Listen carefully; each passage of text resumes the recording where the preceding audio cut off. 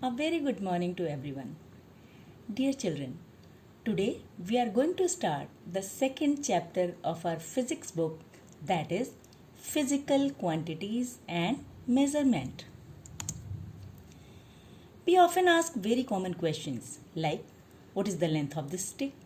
What is your age? What is the distance between Lucknow and Kanpur, or this city to that city? How far is the school from your house? To answer all these questions, we need to know measurement.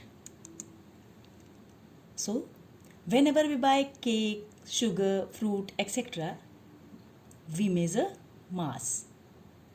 If we are asking question like this, how long are you waiting? At what time do you return from your school? Such type of questions are related to time. Whenever we buy cold drink, lassi, milk, we measure the volume.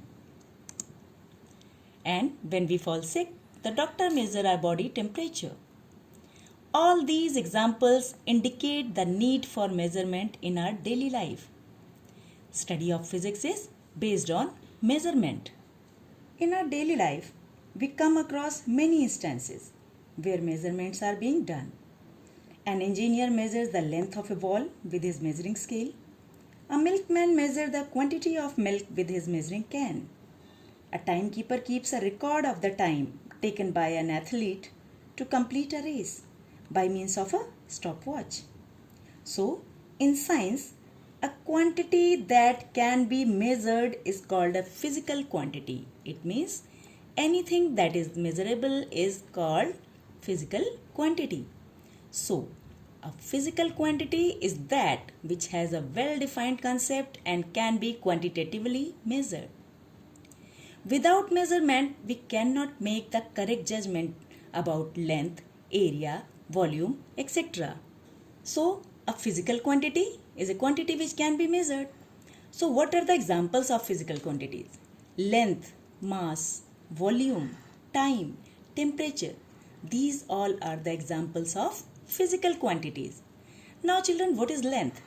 The distance between 2 points, that is known as length. The amount of matter in an object is known as mass. The amount of space taken up by an object is known as volume. And time is a measurement period. Temperature means how hot or cold a substance is. In ancient time, people used to measure length by using their body parts like the hand or the foot. However, measurements taken by using such units varied from person to person.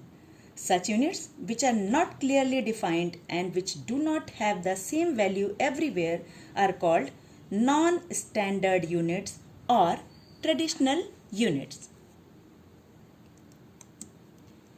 Now, standard units. To overcome variation in the measurement, the need of a system of standard unit was felt. A unit which is acceptable to majority of people as a basic unit of measurement is called a standard unit. And a standard unit must have the following properties. It should be well defined and easily accessible everywhere. It should be of a convenient size. The unit should neither be too small nor be too large. For example, centimeters are convenient to measure the length of your pencil box, whereas meters are convenient to measure the length of your room. The system of units should be acceptable everywhere. The unit should not change with change in place or time. Now, Standard International System, that is SI system. A measurement consists of two parts, the magnitude, that is value, and the unit. For example, the length of a piece of cloth is 5 meter. It means that 5 is the magnitude and meter is the standard unit.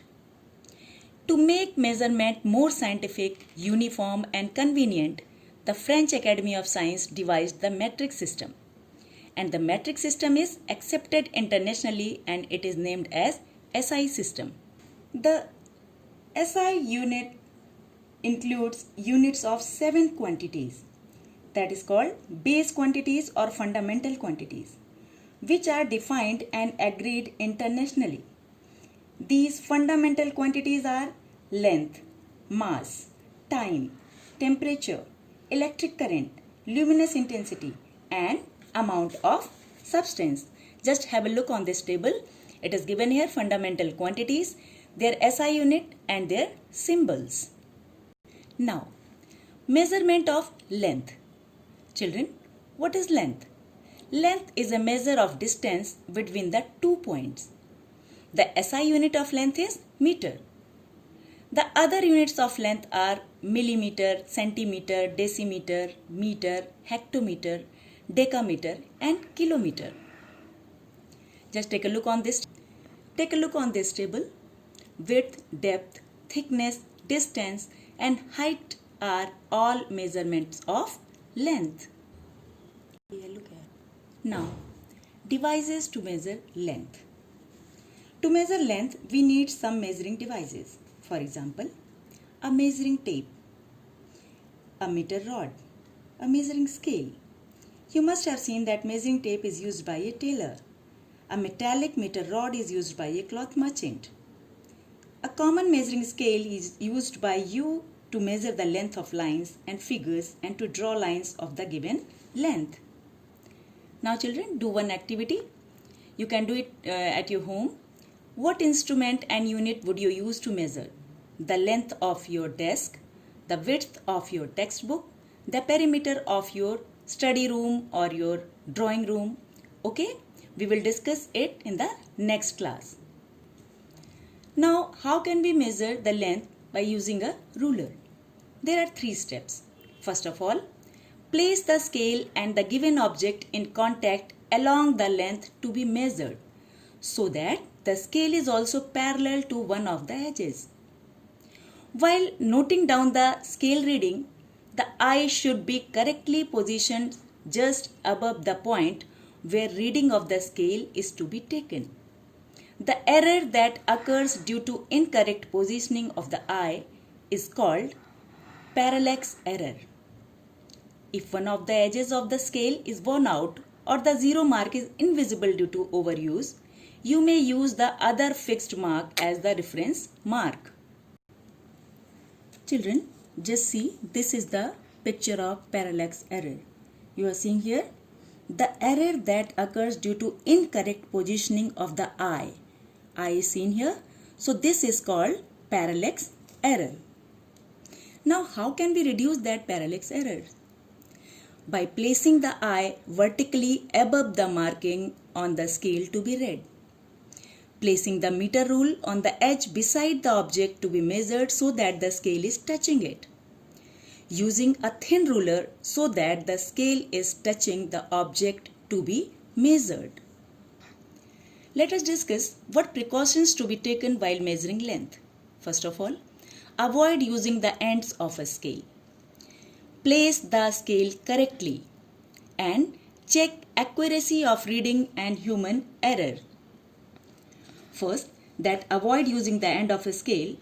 Due to constant usage and improper handling, sometimes scales are chipped at the measuring edge and the markings are erased or their ends are broken. This is why the left edge of the object to be measured is usually not placed at the zero mark of the scale. Second one, place the scale correctly. Place the scale parallel to the length you are measuring. Also place the scale as close as possible to the object. And third one, check accuracy of reading and human error. Please place your eye correctly while taking measurement. It is very important step. While looking at a scale placed horizontally, your eyes should be vertically above the mark you are reading. If you are looking at a scale placed vertically, your eyes should be horizontal, in line with the mark you are reading. And dear students, I am